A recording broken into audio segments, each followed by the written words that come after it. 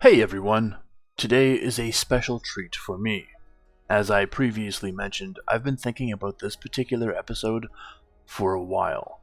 And as interest in my channel grows, so do the comments asking where today's character is.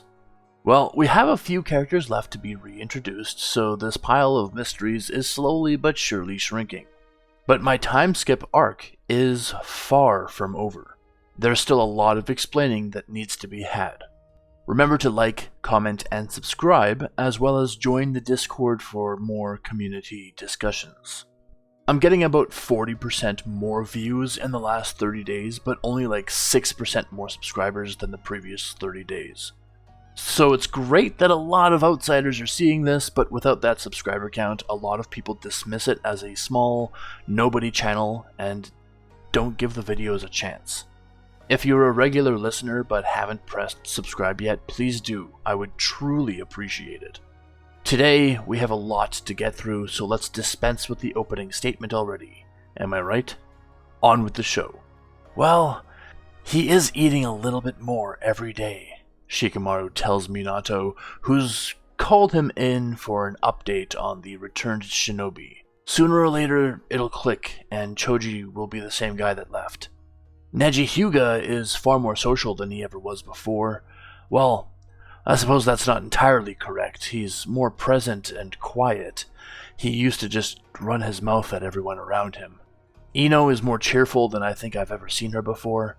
She's at peace with herself, possibly at peace with her situation. In all this time that she's been gone, we've never heard of tailed beasts rampaging suddenly. It must have gone all right. Rock Lee is the biggest mystery. He's remained cryptic about where he's trained, other than with monks, whatever that means. He did, however, show us some of what he's learned, and I must say it's unlike anything I've ever seen a ninja do. Nodding, Minato spins his chair away from Shikamaru and looks into the sky outside the window. He heaves a great bored sigh and lets his head fall back against his chair, sighing again. Minato asks if there's any other details that they've shared, perhaps details that wouldn't be considered public knowledge. Shikamaru noticed this right away, the profound paranoia from Minato that the returning ninja were not telling their full stories. But he thinks this is misdirected distrust. They released a valuable prisoner to deliver a message back to their masters, an act that felt necessary at the time, but in hindsight feels like a completely wasted opportunity. There's often zero positive returns on releasing a prisoner, and the one they released belonged to a very mysterious organization. Minato was likely at his wit's end due to that sorry decision. Doors slamming open behind them both, Shikamaru launches to his feet, a hand on a kunai already, only to see a Leaf Jonin running in excitedly. In his hand is a small scroll, likely from a messenger bird. Stuttering and nearly falling over himself, he happily tells Minato that they've finally received some good news. Attempting to rein in the sound insurgents spreading all over the nations was a headache enough, never mind the Land of Rain's little fiasco causing the farms along the nation's border to evacuate and flee in fright. Straightening in his chair, Minato beckons the man forward for the message. Unfurling the note, his eyes scan across it in seconds, and he glances up at Shikamaru, passing the note to him. Shikamaru picks it up and it reads, "The dancer caught in the gentle breeze guided the whisper of the heavens to sunrise after a long night over the ocean of air. They have found their lighthouse in the storm, and the bud is about to bloom." Looking up the messenger, Shikamaru asks who.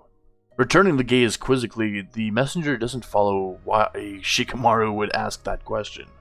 He clarifies to Shikamaru that the message is saying that the Land of Water lost the war finally. Shikamaru squints at him and wonders why he only understood a third of the message. Shouldn't the guy receiving important news know how to read through basic poetry? Shikamaru asks, annoyed. The note says that a member of the Leaf Shinobi helped the cloud to overtake the water, and that this Leaf Shinobi is coming home, Shikamaru tells the man. But seeing how we have no Leaf Shinobi dispatched to the Land of Water, it must mean it's someone missing in action that's found their way back. Could be the Hyuga girl, but that information is old, Minato says, curious himself about who it might be. Shikamaru crooks his head at Minato's wording, as if he forgot Hinata's name. Or, it could be any one of them, frankly, Shikamaru suggests. We have nothing to guide us toward any one of them. When Shikamaru asks who sent the note, the messenger clarifies that it was the Cloud. Now they had to wait the excruciating few weeks for whoever it was to get back home.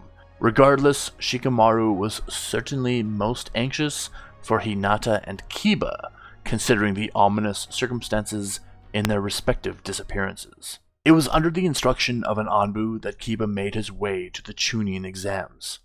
How was he to expect trouble in the heart of Konoha? His guard was down, and he was taking a leisurely pace to reach the stadium. And that's when he was blindsided by one of the very tall, very bald men that he and Naruto had seen earlier.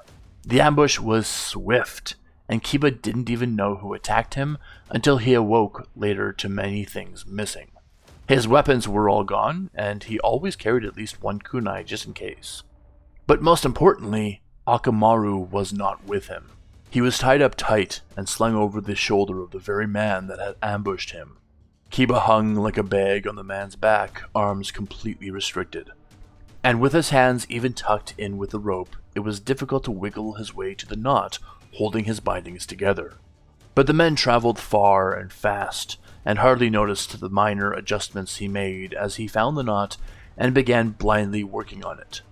All it took now was one more tug and he would be free, but he wanted to wait for them to stop and rest before taking advantage, so he waited. But their stamina clearly far exceeded his own, as they continually ran while he eventually succumbed to sleep. Finally, stopping at a station in the middle of nowhere, the men are greeted by a very tall, imposing man with wrappings around his red hair. He removed the gag on Kiba's mouth and asked him for his family name, but Kiba gives nothing away. Lacking restraint, the man blinks, drawing attention to his single Sharingan eye, before firing an adult-sized fist into Kiba's stomach. Unable to recoil since he was still tied up, Kiba gets to only feel the wind get knocked out of him, and his vision turns to a quicksand of swirling stars. Wheezing out his first name only, Kiba struggles to keep a strong front. The strange man rolls his eyes and shakes his head, telling the bald man that they brought back filth. He tells them to kill the boy, who's become literal dead weight at this point, before catching up with him. He's only interested in people with unique gifts. Dashing into the woods, he leaves the men to finish Kiba off. As the man carrying Kiba loosens his grip on the rope, Kiba uses this only chance to undo the knot and leap free from his bindings. Instead of staying to defend himself, he flees into the wilds, not looking back even once. Running from the station into a nearby forest, Kiba wonders how far he'll have to run to lose his pursuers. He wonders more about how far he'll have to run before he finds familiar ground. The flatlands he's in turn to foothills as he runs, and the temperature slowly turns cooler, and he thinks that maybe he's in the north somewhere. He doesn't know how long it's been since he last ate, since he can't tell time while unconscious. But as he thinks about that question, starvation slams into him, and he immediately feels himself slow down. Wherever Akamaru is, it's a complete mystery to Kiba. Worst case scenario, the bald man might have. Shaking his head, Kiba refuses to entertain the dark thoughts. Trusted by his clan to care for that puppy for its entire life, as a companion that would never leave his side. And here he is, running alone and lost in the middle of nowhere, without his best friend. So Kiba runs and runs, hiding wherever he hears sound from behind. Days pass, and even when Kiba's sure that he's no longer being followed, he keeps right on running. The foothills turn to plains again as he runs, and eventually to swamplands, before finally he reaches mountains. A twig snapping catches his attention, and when he turns to face the threat, he sees one of the bald men lower down on a tree limb looking around. Even after all that running, they're still on his tail? Starved, exhausted, and stressed, Kiba runs and runs until he just can't anymore, and collapses. He's still for long enough that the autumn's falling leaves cover him up completely. His dreams are fleeting and blurry, but through them all, he's sure that he can hear Akamaru's little barking nearby. Snapping awake, Kiba sits up as fast as he can and smacks his head into a low-hanging wall. "Come on!" he complains with strain. Wincing, he pulls his legs in to form a ball and feels a bunch of objects around him move or crunch from the force of his recoil. Putting a hand on the low-hanging wall, Kiba looks around at the tight space he's in, trying to remember what he was last doing for him to end up here. He's inside a room somewhere. It's well lit by natural light shining in from above, but the rooms are super narrow with incredibly high ceilings. In fact, it looks like any normal home would, except at about 1/7 the scale.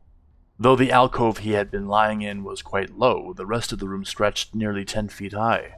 Along these taller walls were several connected ledges all the way to the top. On the ground beside him were several little dishes, almost as if he was in the home of fairies. Scratching his head, Kiba tries to make sense of it. What kind of creature would live in a strange place like this? There's a rug covering every inch of the floor, and it's frayed in every possible spot. A sudden sound surprises Kiba, and when he gives a start from the shock, he stubs his toes on the far wall of the alcove and writhes in pain again. Why? Looking through cheers up at the various ledges above, he sees a pitch-black cat looking down at him, purring softly. The cat remarks that he's finally woken up. Kiba knows that the only animals that can use human speech are ninja animals.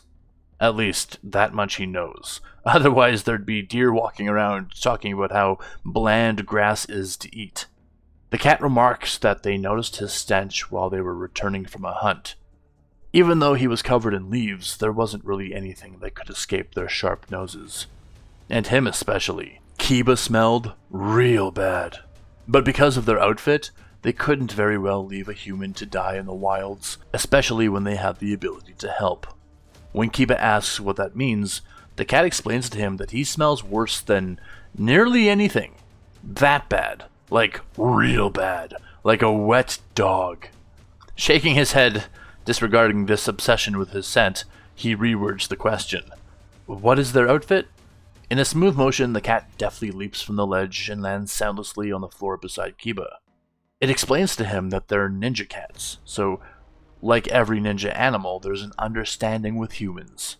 They're generally neutral and nonpartisan, but if they come across an individual in need, they're obligated to help. Rolling its eyes, the cat notes that the sage animals operate a little bit differently. Specifically, the snakes don't tend to offer aid willingly, even if it's at no strain to themselves. Cringing, the cat also admits that there are definitely some evil humans. Still afraid to share his identity, Kiba explains that he's lost his companion due to being accosted by some evil humans himself. The cat introduces himself as Harunin, and explains that this lodging is one of hundreds of hideouts used by cats across the continent. Currently, there are 2 other cats staying here. That's why it's so small here. Reminding Kiba of their obligation, Harunin promises to help restore Kiba back to health as long as he's here. Kiba warns the cat that he was being pursued by those evil men before passing out, so they might still be nearby. Shaking his head, Harunin tells him that their hideouts just look like rocks from the outside. Unless there was a sensor among them, there's no chance they'd be found out. The cat encourages Kiba to relax and take his time to recover. With the time he does take to rest, Kiba gets a closer look at the little lodge. He notes that even their door is tiny, much too small for him to fit through. Curious, he asks Harunin how they got him inside. Humans are truly shaped weird, Haru tells him, noting that once they got Kiba's head through, they assumed the rest would just smoothly fit in. But it didn't. So they just kept right on pushing, and long story short, well, it all eventually worked out. Massaging his shoulders to feel for pain, Kiba reflects that he's thankful he was asleep for that. However, now that he was conscious, they could just open the roof and he could climb out on his own. Reminded too that he wanted to sign with Guy Sensei's turtles, Kiba asked if the cats would be willing to sign a contract with him. Haru tells him that he would need to make the journey to meet their leader. Not just that, but he would also face difficult trials first to prove his worth and pass the test. The king of the jungle is not easily impressed. Their outfit has every manner of cat that Kiba can imagine.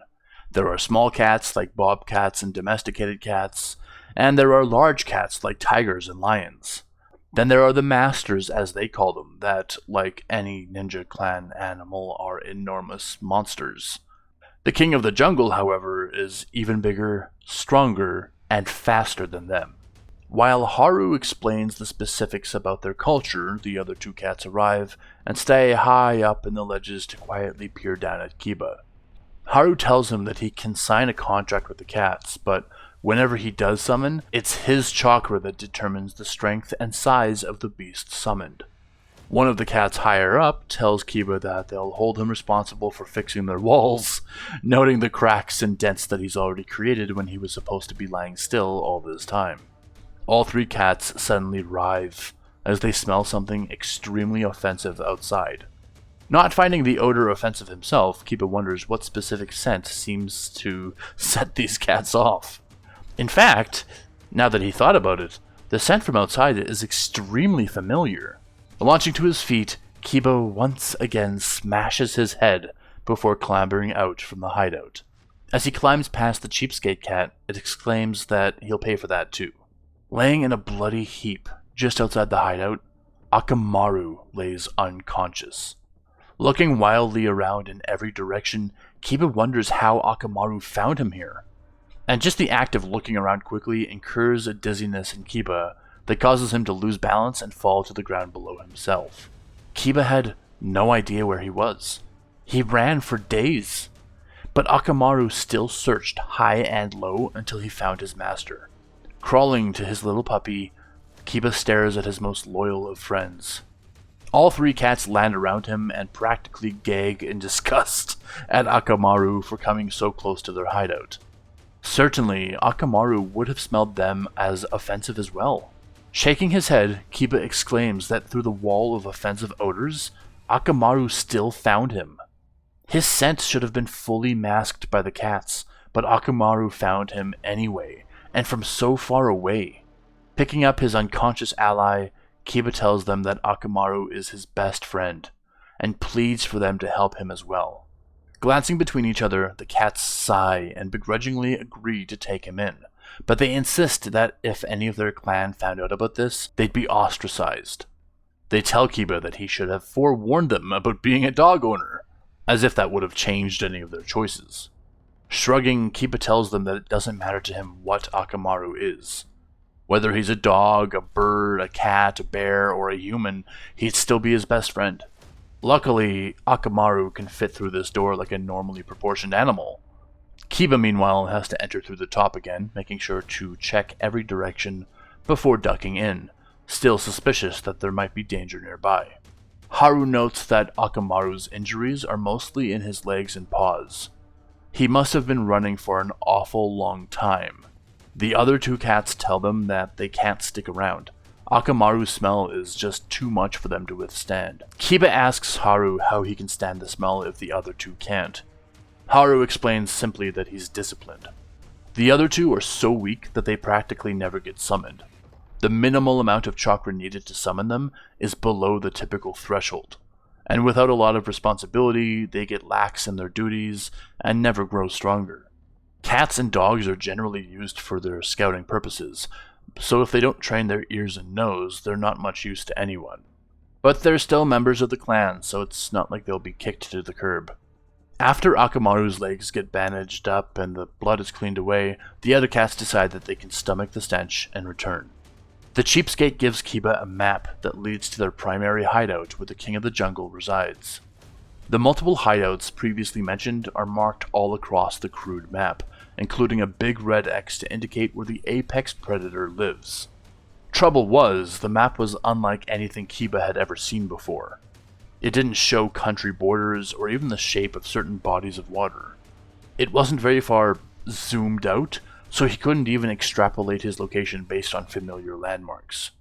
Despite holding a map of exactly where he was, Kiba was remarkably still completely lost.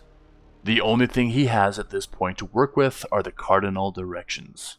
After spending a couple cramped weeks with the cats, Kiba thanks Haru for his patronage and takes Akamaru into his coat for the long journey ahead. The cheapskate cat hands him 3 notes that all say IOU on them, expecting him to make some sort of offering to the Jungle King for damaging the lodge. Rolling his eyes, he shoves the notes into his pocket and half-heartedly agrees. He figures that if this is a primary gathering space, it might be closer to civilization, or at the very least have a more sophisticated map to guide him there.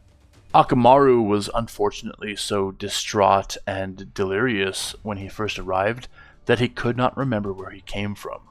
He was just so desperate to find Kiba that he didn't pay attention to his surroundings. So, for the next several weeks, Kiba camps and travels with Akamaru, foraging and hunting for their own food. There's no scale on the map, so he has no idea if he'll accidentally overshoot the destination. The cats at the lodge insisted that he would know he was in the right place instantly. On that note, Kiba slows to a halt as he overhears a clash occurring up ahead. Creeping over the crest of a hill, he and Akamaru watch 2 different ninja groups fighting each other, but at his distance he can't identify the headbands. Trying to evade being even accidentally pulled into the conflict, Kiba leads Akamaru to a cave, from which Akamaru can smell fresh air within its depths. Logically, it would make sense then that there was another entrance to the cave somewhere else. If they could evade the conflict in this darkness, then they could find another path once they emerged on the other side. Due to the cave's various bends, the light from outside snuffs out quickly. Eventually, the quiet steps turn to a soft echo, and despite being in total darkness, Kiba can tell that the cave has opened up into a larger room. Akamaru barks unsteadily, perhaps they should return to the entrance. But Kiba hears Akamaru's little bark echo throughout the chamber and realizes the space they're in is massive. At this point, they're forced to rely on their other senses to get around, so they carefully make their way deeper into the cave. Kiba thinks for a time how great it would have been to have the fire element, because he doesn't have his ninja gear with him to create fire through other means. An explosion could cause a cave-in anyway, so his ninja gear may not have been enough for this. They follow the wall for hours, keeping from making extraneous noises as much as possible to listen for any hint of where they were or how deep they had delved. Settling down finally, Kiba sighs and welcomes Akamaru to come sit on his lap. Foraging berries as he ran outside, Kiba had collected a pocketful to snack on, and so in total darkness, he and Akamaru eat a little before dozing off. A gruff, deep growling pulls Kiba immediately from sleep, only to find that he's, of course, still in the darkness of the cave. When he feels around for Akamaru, he instead feels a wall of longer and much thicker fur.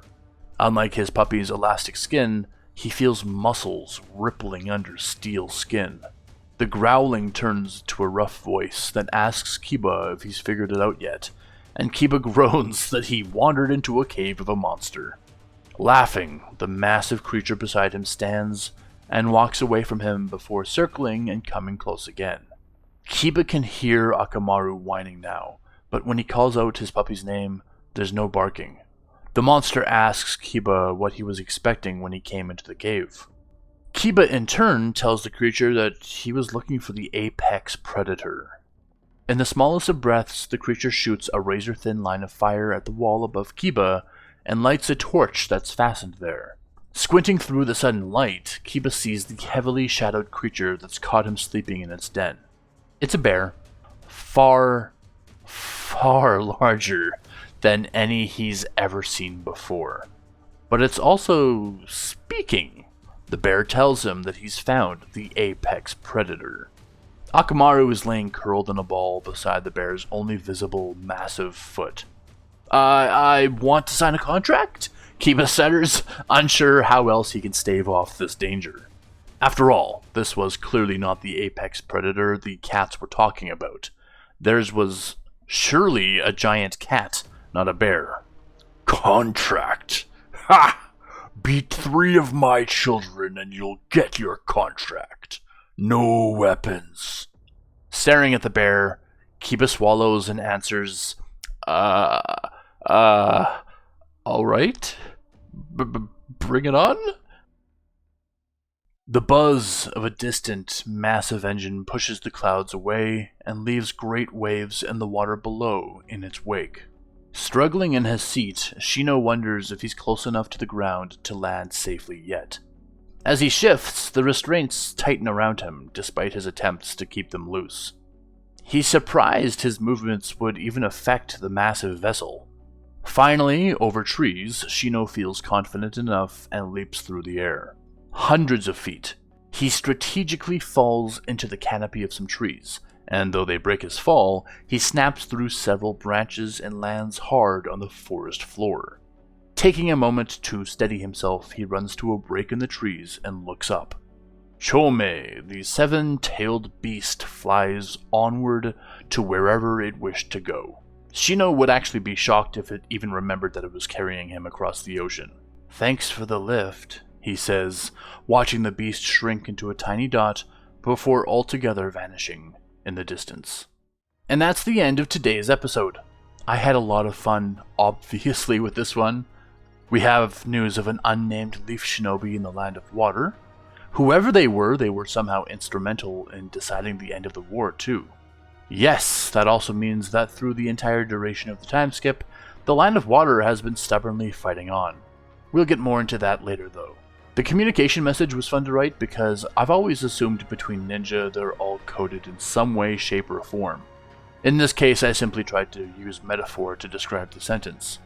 It was a fun writing challenge on my part as well. Kiba's bit has been planned out for a while. I've always viewed him as a bit of a goofball who takes himself seriously. So transforming that energy into constantly hurting himself in the cat's lodge, I thought would be a little bit funny. And of course, the little ending bit with Shino, I had a different intro for him originally, but that one did not reveal the 7 tails.